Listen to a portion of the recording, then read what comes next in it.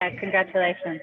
Can you kind of describe the emotions, both the team and yourself? You guys have been through a lot this year and also the previous 2 years and with some postseason disappointments to come this far and advance. What are the feelings in the clubhouse right now? Yeah, I mean, just a little bit of the weight off the shoulders. Obviously, after the last 2 years, finally moving on. Now get to a 5-game series. It's awesome. Just like extremely grateful and just looking forward to it. Stephanie Apstein.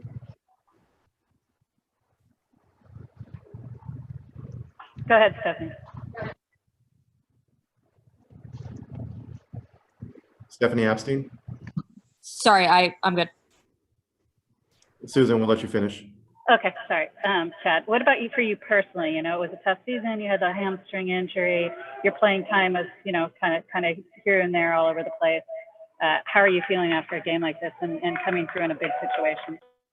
Yeah, I mean, you know, the season is what it is. You know, once we got to the postseason, it's a whole nother season, really. And just like I said earlier, I'm just really grateful for the opportunity, and I'm just proud to be part of this team, and just really looking forward to the next part of this, you know, postseason.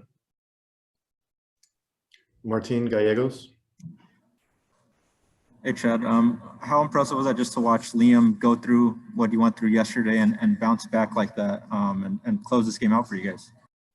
Yeah, I mean, obviously it's extremely impressive. You know, have a guy go 50 pitches who's not used to doing that and 2 innings, and then come in and close the door again. You know, we've seen this time after time with him. You know, every time he takes the mound, everyone has over 100% confidence that he's going to get the job done, man. He's a bulldog.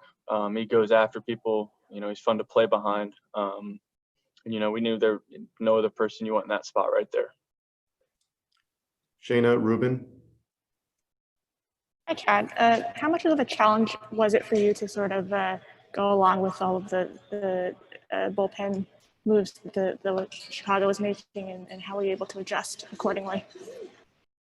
Yeah, I mean, that is tough. I mean, we actually talked about it after the game. Like, typically we don't do too well in those bullpen situations. You know, it's hard, you know, seeing a different pitcher every single time you hit. You don't get in that groove. You know, their bullpen is incredible bunch. And I think that just going into this series, the preparation we did as far as, you know, on their bullpen, you know, knowing what their go-to pitches were, and trying to stay in counts and work counts and not give away at bats. You know, I give credit to our entire lineup that, you know, they stuck it out today. Steve Berman. Chad, what was the celebration like? And Liam actually mentioned something about putting and possibly while not clothed. What exactly was going on there? Yeah, I don't know.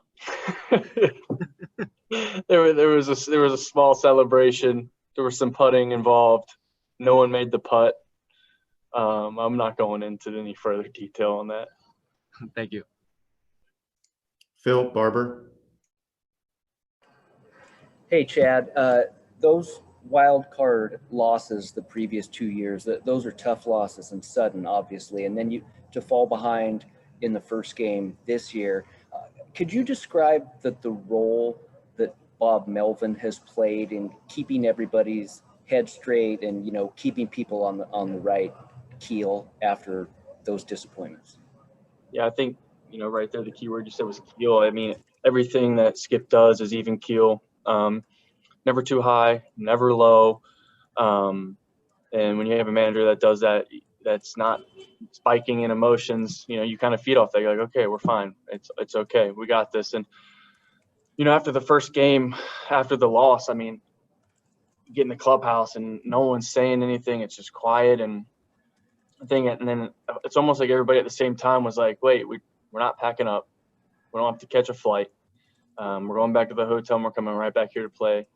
And then, you know, we go to sleep knowing we had Bass going out there, and all we were trying to do was, you know, tie the series up. And, you know, Bass did what Bass does and what he's done all year, and just goes out there and competes. And once you tie the series up, you know, just playing for that game 3, and anything can happen, and you just try to stay in. We knew it was going to be a dogfight. Again, you got to give credit to the White Sox. Those guys came in here to play. I mean, not seeing them all year and then seeing them in this series, the talent they have over there it's incredible. It really is incredible, like what they have in their lineup and in their bullpen and their staff. We knew it was going to be a tough series, and it did not disappoint in that regard. John Hickey.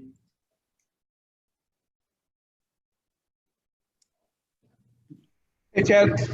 You played a lot of second base. What kind of style points would you give Stella for that catch he made, and how difficult was it, and how important was it? Well, first off, the importance of it was, it was massive. Those type of plays are the type of plays that rallies start off of. Those blue pits that fall in that little like Bermuda Triangle. And as far as the difficulty, that is such a hard play for a second baseman to go. He's not turned around the entire time. He's running. He's running with it, looking over his shoulder and trying to track a ball. And then, it's in his glove and he's still running around, and then it pops out. And to be able to follow it, the type of hand-eye coordination that takes. And, we all know Tommy's hand-eye is pretty good. But that was awesome. That was impressive. Tyler Kepner. Yeah, Chad, what will you guys be able to do maybe in a 5-game series? What strength of the team will show up maybe in a 5-game series? You don't necessarily show up in a 1-game knockout situation. Like, you guys wanted to get a 5-game series, now you've got one. How will that benefit the A's? Yeah, you think about the depth of our staff and the depth of our bullpen. We got guys in the bullpen that can go multiple innings. And we got a lot of guys down there that, obviously the numbers from our bullpen throughout the year kind of speak for themselves. But not being in a 5-game series before, I don't want to, say something and not be correct. I don't want to talk out of turn on that. But if I had to guess, it's just that strength of the depth that we have on our pitching staff as a whole. Thanks.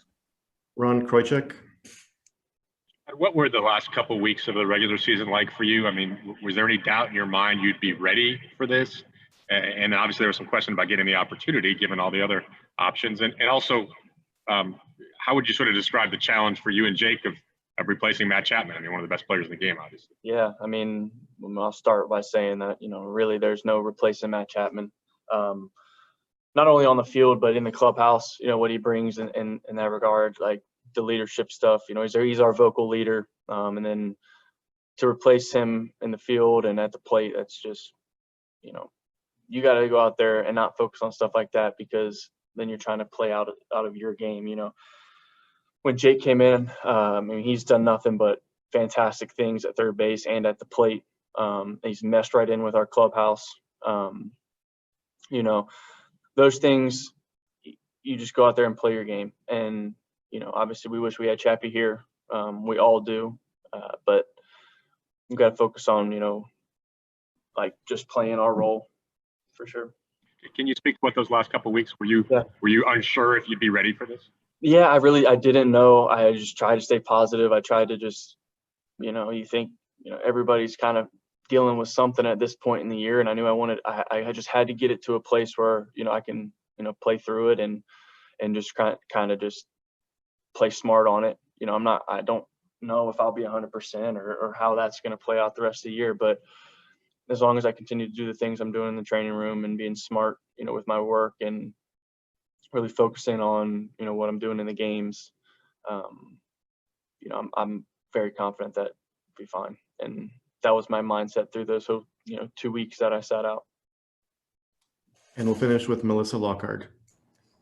You talked about not sure if you're going to be 100%. You came into the game pretty early, so you knew you were going to be the kind of last option at third base for the rest of that game. Did that affect your thinking when you're trying to bust down the line on some of those balls that you hit? And also, just you had a lot of at-bats against right-handed pitchers and had a lot of success in that game. Is it a little bit vindicating for you, given that you've only been able to face lefties for much of the time? I guess, I'm trying to be smart. I'm definitely healthy enough to, first to thirds and scoring from first and stuff like that. But, I'm just just trying to be smart. And as far as the right-handed at bat stuff, you know, I know I can hit righties, and yeah, I said a little earlier, I was really grateful for the opportunity, because those are the moments you want to be in. And you know, I knew that I was going to be coming off the bench, because we had a feeling that there was going to be this kind of a bullpen day. So I took it exactly like I was starting. You know, typically I don't go warm up on the line before the game, but I did, because I didn't know what they were going to do as far as, you know, the bullpen.